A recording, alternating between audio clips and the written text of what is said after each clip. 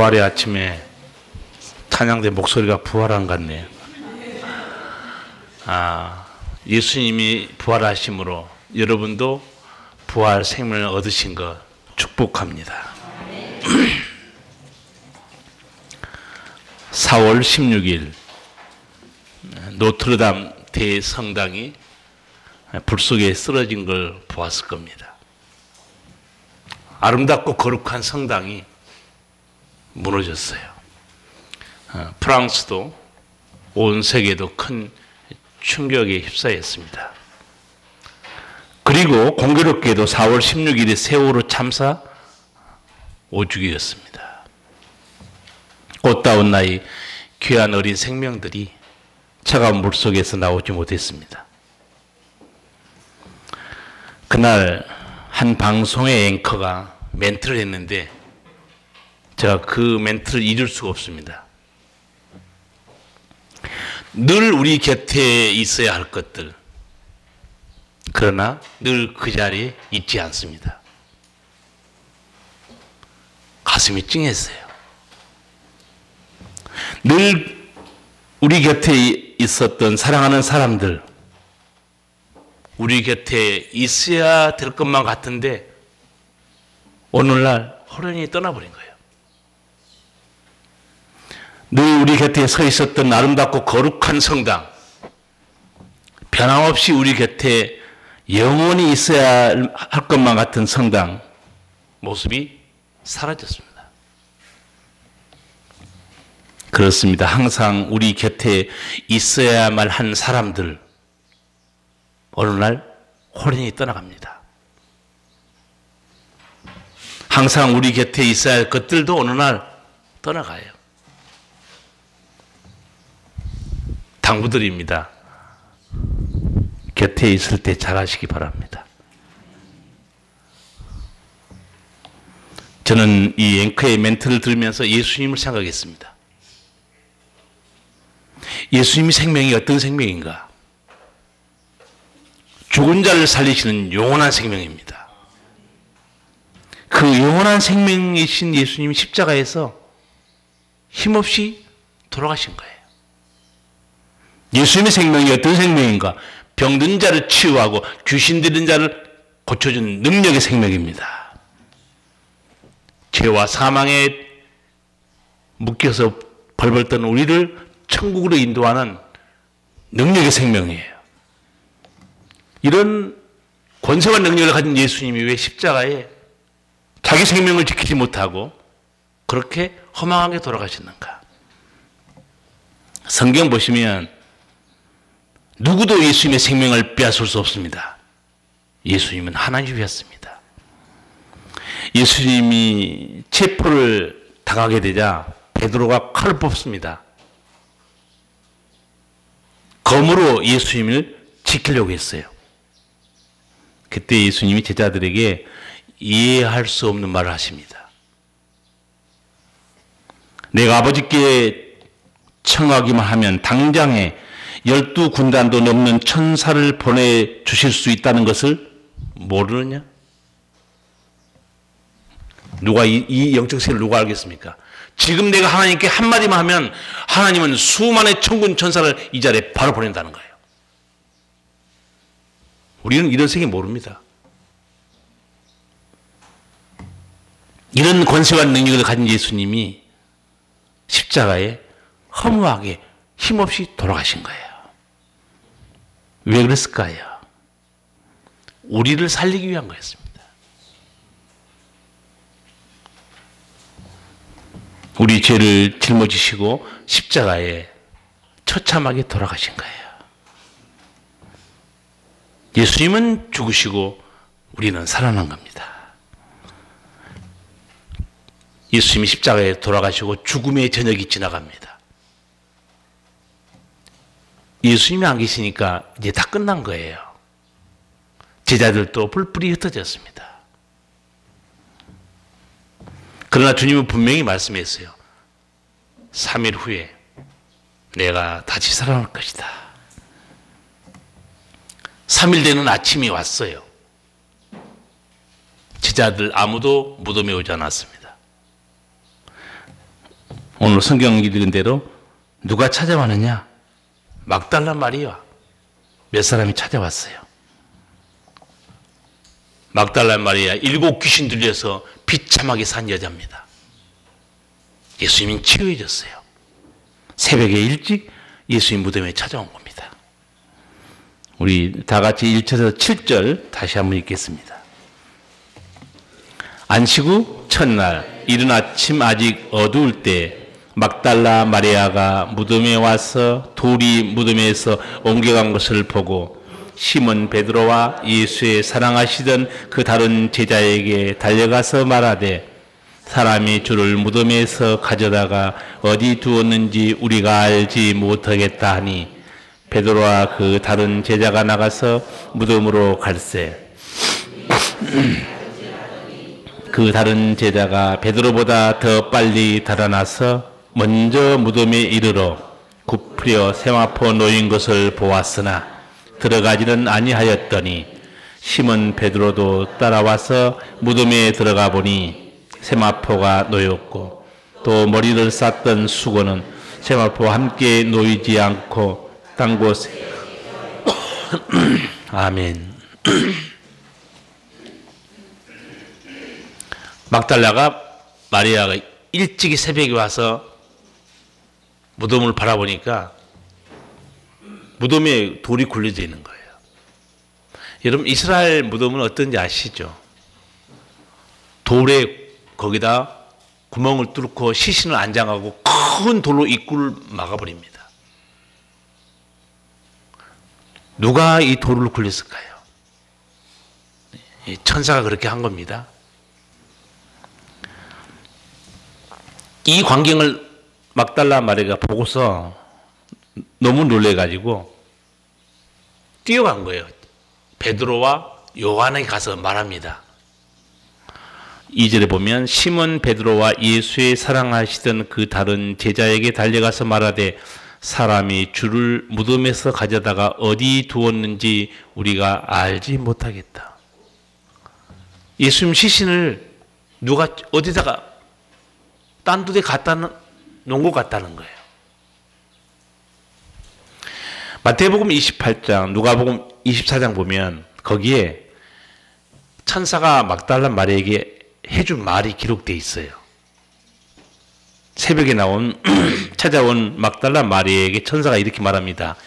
어찌하여 산 자를 죽은 자 가운데서 찾느냐? 그가 말씀하신 대로 여기 계시지 않고 살아나셨느니라. 들었어요, 막달라 마리아가. 그런데 이 성경 보면 지금 마리아 생각에는요, 예수님이 없어진 시신만 지금 생각하고 있는 것 같아요. 그러니까 살아난다고 말했는지도 들어도 정신이 없는 거고 아마 믿을 수도 없었을 거예요. 들었습니다, 분명히. 그런데 제자들에게 가서 이 얘기를 해요. 하기야 도마도 부활하신 예수님을 보지 않고는 못 믿겠다고 그랬어요. 내가 손과 발을 봐야 되겠다는 거예요. 예수님이 도마가 있을 때 나타났죠. 내 손과 발을 보고 만져봐라. 그리고 믿음 없는 자가 되지 말고 믿는 자가 되라고 예수님이 그래요. 도마가 거기서 신앙 고백합니다. 나의 주시며 나의 하나님이십니다. 너는 나를 보고서 믿느냐? 나를 보지 않고 믿는 자가 복되도다 그럽니다. 부활, 여러분 죽은 사람이 잠깐 깨어난 것도 아니고 영원히 죽지 않은 생명으로 부활한다는 거 사람이 믿을 수 없는 일입니다. 제자들에 대한 믿음이 어떤가 구절에 나와 있어요. 같이 한번 읽겠습니다. 저희는 성경에 그가 죽은 자 가운데서 다시 살아나야 하리라 하신 말씀을 아직 알지 못하더라. 아멘. 베드로와 요한 생전에 여러 번 들었어요. 내가 제3일에 부활한다. 그리고 성경에도 예언되어 있습니다. 시편 16편에 예수님의 부활이 예언되어 있어요. 이거를 베드로가 언제 목청 앞에서 설교하느냐? 성령 받고 나서 그렇습니다. 성령 받고 나서 베드로가 예수님의 부활을 설교하는데 유창하게 합니다. 긴가민가 했던 베드로 시편 16편을 인용합니다. 이는 내 영혼을 음부에 버리지 아니하시며 주의 거룩한 자로 썩지 않게 하실 것임이니이다. 이 말씀대로 예수님은 부활했습니다 하고 외칩니다. 또 한 사람, 예수님을 대적하고 예수님이 십자가에 돌아가신 것을 잘했다 생각하고 교회를 없애버리려 했던 사도 바울, 예수님 만나고 완전히 뒤집어집니다. 사도 바울은 예수님 만난 적이 없어요. 그거 만나고 싶지도 않았을 거예요. 알고는 있습니다. 나무에 달려 죽었습니다. 신명기 말씀을 사도 바울은 너무 잘 알고 있어요. 나무에 달린 자마다 저주받은 자라. 그리고 안식일을 잘 지키지 않았기 때문에 그 예수란 자는 이단이고 그는 저주받은 자고, 그리고 최근에 이 예수가 무슨 부활했다 이런 소문까지 퍼뜨리니까 사도 바울이, 그때는 사울이었죠, 하나님의 교회를 지키기 위해서 목숨 겁니다. 유대교였죠. 저런 이단 사설이 퍼뜨려 나가게 하면 안 된다. 그래서 그 먼 길 다메섹까지 대제사장의 공문을 받아가지고 교회를 없애버려 쫓아갑니다. 그런데 정오에 햇빛보다 더 강한 빛이 비춥니다. 쓰러져요. 눈이 멉니다. 근데 하늘에서 음성이 들려온 거예요. 사울아, 사울아, 왜 너가 나를 핍박하느냐. 저 같으면 심장이 떨려서 더 이상 아마 초죽음 돼 있을 텐데, 그런 상황에서 사울은 물어봐요. 내게 말씀하신 주님이 누구십니까? 나는 내가 핍박하는 예수다 그래요. 사도 바울은 거기서 완전 뒤집어집니다. 충격받은 거예요. 죽은 자는 말이 없죠. 아, 예수님이 진짜로 부활하셨구나. 나중에 깨닫습니다. 십자가에 저주받아서 죽었다고 생각했는데 갈라디아의 3장 보면 이렇게 씁니다. 그가 우리를 위하여 저주받았다는 거예요. 새롭게 예수님을 알게 됩니다. 그리고 나머지 그의 생은 예수님께 다 드려버립니다. 자기가 생명 얻었거든요. 예수님을 만나지 못한 사람, 예수님께 목숨 걸지 않습니다. 예수님이 보물이라고 생각한 사람만 마음에 거기 빼앗기는 거예요. 예수님이 말씀했습니다. 보물이 있는 곳에 내 마음도 거기 있느니라. 예수님이 내 생명의 보물이다 생각한 사람은 예수님께 올인합니다. 누가 한 번은 교회 가자 말자 그런 말 필요가 없어요. 예수님 안 이후로는 그가 내 생명이기 때문에.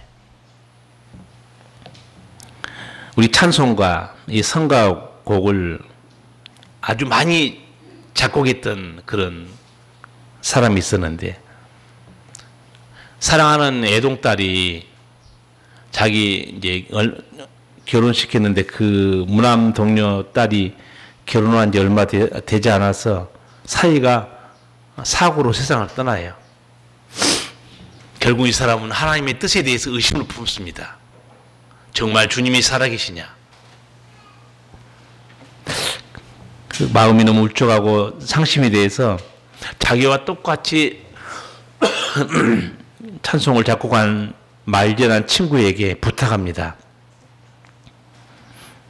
소망을 잃은 자에게 소망을 주고 고달픈 자에게 쉼을 줄 수 있고 생의 마지막 순간 침상에 누워있는 자에게는 부드러운 베개와 같은 그런 찬송가 하나 좀 써달라. 그래서 이 부탁받고 마일즈가 요한복음 20장을 읽다가, 오늘 본문입니다, 여기서 큰 은혜를 받습니다. 그리고 찬송을 쓰기 시작해요. 그 찬송가가 저 장미꽃에 있을 그 찬송가입니다. 그 마일리가 읽은 이 요한복음, 나는 역사상 가장 위대한 아침에 대한 이야기를 읽었다고 고백해요. 내가 읽은 이 가장 위대한 아침의 얘기는 요한복음 20장에 있었다. 한 동산에서 이루어진 사건이라는 거예요. 안식 후 첫날 아직 어두울 때 예수님의 텅 빈 무덤 앞에 막달라 마리아가 하염없이 울고 있었다. 이때 마리아가 예수님의 음성을 듣는다는 거예요. 우리 다 읽었잖아요. 근데 마리아는 동산직인 줄 알아요. 다른 성경 보면. 그 순간에 예수의 음성이 다시 들려옵니다. 마리아야 불러요. 그 순간 부활하신 예수님을 봤어요. 우리 15절 16절 같이 한번 읽겠습니다. 예수께서 가라사대 여자여 어찌하여 울며 누구를 찾느냐 하시니 마리아는 그가 동산직인 줄 알고 가로되 누구든지 내게 이르소서 그리하면 내가 가져가리이다. 예수께서 마리아야 하시거늘 마리아가 돌이켜 히브리 말로 라포니여 하니 이런 선생님이라. 아멘. 부활하신 예수님이 마리아야 부르는 이 한마디가 죽음의 절망, 슬픔에서 생명과 희망의 기쁨이 되게 했다는 거예요. 죽음의 저녁이 끝났습니다. 위대한 아침, 생명의 아침, 부활의 아침이 온 거예요. 그래서 이 마일리라는 사람은 요한복음 20장 역사상 가장 위대한 아침의 이야기가 여기 있다는 거예요. 그렇지 않습니까? 죽음을 이기시고 부활하신 그 아침보다 인류 역사상 더 위대한 아침이 있습니까? 저도 이해가 되더라고요. 예수님이 부활한 아침이야말로 역사상 가장 위대한 아침이라는 거예요. 우리에게 생명을 주시기 때문에, 우리도 부활하기 때문입니다. 저 장미꽃에 있을, 원래 이 찬송 영어 제목은 Come to the garden alone 이렇게 되어 있어요. 나 홀로 동산에 왔다 그렇게 되어 있습니다. 근데 우리가 좀 번역을 달리해서 저 장미꽃 이외에 있을 이렇게 제목을 붙이는데 실제 영어 제목은 Come to the garden alone. 나 혼자 동산에 왔다는 거예요. 동산에 누구 혼자 왔어요? 마리아를 생각한 거죠. 동산에 와 무덤 밖에 울고 있던 막달라 마리아, 예수님의 음성을 들었습니다. 이 마리아가 동산에서 예수님과 나눈 대화들이 있습니다. 부활한 주님과 나눈 대화의 기쁨을 알 사람이 있겠습니까? 그래서 찬송가 가사가 그렇습니다. 저 장미꽃 위에 이슬 아직 맺혀 있는 그때 교회 은은히 소리 들리니 주 음성 분명하다. 주님 나와 동행을 하면서 나를 친구 삼으셨네. 우리 서로 받은 그 기쁨은 알 사람이 없도다. 동산에서 마리아야 죽어서 끝났다고 생각했는데 부활하신 주님이 서 있어요 앞에. 주님과 나는 그 대화 기쁨을 알 사람이 없다는 거예요. 여러분도 그런 감정이 있을 거예요. 내가 예수님 만나고 나서 하나님 말씀을 들을 때 가슴에 벅차오르는 은혜와 감동이 분명히 있을 때가 있습니다. 정말 마리아는 복된 사람이에요. 부활하신 우리 주님을 처음 만난 영광을 누린 사람은 제자들이 아니었습니다. 막달라 마리아였어요. 막달라 마리아, 그녀는 누구인가? 7 귀신이 들려 고통당한 비참한 여자였습니다. 그런데 예수님 때문에 치유받았어요. 이후 마리아의 삶에는요, 예수님밖에 없습니다. 제가 마리아 삶에 예수님과 어떤 연관이 있는가 몇 가지만 짚어드릴게요. 가끔 질문할 때 있었습니다. 가난한 예수님이 12제자를 데리고 3년 동안 살겠죠. 돈 누가 됐을까요? 저도 그 생각 안 해보다가 해보니까 3년 동안 예수님이 그 여러 동네 다니면서 선교할 때 그 돈 누가 댔냐고요. 예수님이 얼마나 가난한지 여러분 아시죠? 성전세를 낼 돈이 없으니까 베드로에게 낚시해라. 첫 번째 올라온 고기 입을 열면 거기에 한 세켈이 들어있을 거다. 너랑 나랑 반씩 내자 그래요. 예수님은 500여의 기적을 베푸시는 능력이 있습니다. 자신은 왜 사용하지 않습니다?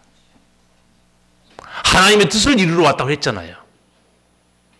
나는 내 뜻을 이루러 온 게 아니고 아버지 뜻을 이루러 왔다는 거예요.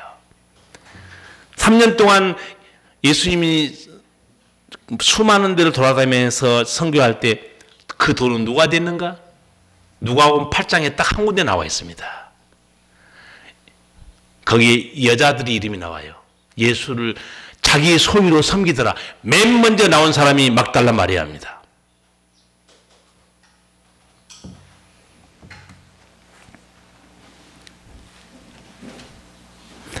예수님께서 십자가에 달려서 제자들이 도망갔습니다. 십자가 밑에 누가 서 있었는가? 당연히 모친 어머니는 거기 계셨고 사랑하는 제자 요한도 거기 있었고 몇몇 여자들이 있었어요. 거기 막달라 마리아가 또 서 있습니다. 세 번째, 새벽 미명에 일찍이 예수님의 무덤을 찾아온 사람 몇몇 여자들이 있었어요. 그 중에 누가 있었는가? 막달라 마리아가 있었습니다. 마리아는 왜 자기 재산을 다 들여서 예수님 사역을 도왔고 십자가 밑에 위험을 무릅쓰고 거기 가 있었고 새벽에 아무도 찾아오지 않는 무덤에 갔을까요? 이유는 간단합니다. 7 귀신 들려서 비참하게 산 나를 고쳐주신 예수님의 사랑을 잊을 수가 없었던 거예요. 똑같이 예수님의 사랑을 받고 열심히 신앙생활 같지만요, 신앙생활의 깊이는 하늘과 땅 차이입니다. 사람마다 다 달라요. 1년에 한 번 기념으로 나온 사람도 있고 누가 땡기면 마지못해 나온 사람도 있고 예수님의 사랑만 생각하면 눈물이 흐른다. 주님을 생각하면서 늘 주님을 찾는 사람도 있습니다. 7 귀신 들린 그 고통, 지난 날을 생각하면 마리아는 끔찍했을 거예요. 마리아의 마음을 생각해 봤어요. 예수님께서 나를 치료해 주지 않았다면 내 인생은 죽을 때까지 어떻게 됐을까? 어떻게 됐을 것 같아요? 귀신 들려서 비참하게 살다 그렇게 죽었을 거예요. 그런데 예수님 만나서 치유받고 부활의 은총도 누리고 하늘에 속한 백성이 됐어요.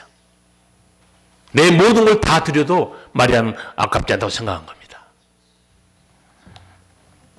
성도 여러분, 우리도 막달라 마리아와 같은 영생, 부활의 은총 다 받았어요. 그런데 마리아와 같은 주님을 향하는 불타는 사랑이 내 가슴에 있습니까? 아니면 습관적으로 왔다 갔다 하고 있습니까? 내 생명을 예수님께 드리는 막달라 마리아의 헌신, 그리고 예수님을 따르는 십자가의 죽음, 이런지 한번 생각해 보시기 바랍니다. 구원의 은총을 입은 사람이라면 막달라 마리아와 같은 분명히 열정이 있을 거예요. 헌신도 있습니다. 예수님밖에 안 보이는 거예요. 예수님의 죽음은 죽음으로 끝나지 않았습니다. 예수님의 죽음에는 생명의 신비가 있습니다. 부활의 은총이 있어요. 유교가 윤리 도덕의 종교라면 불교는 인간의 깨달음의 종교예요. 기독교는 십자가의 종교입니다. 십자가는 죽음이에요. 그러나 십자가는 고난과 죽음으로 끝나지 않습니다. 십자가는 죄인을 살리는 구원의 능력이 있어요. 십자가에는 죄사함의 능력이 있고 부활의 능력이 있습니다.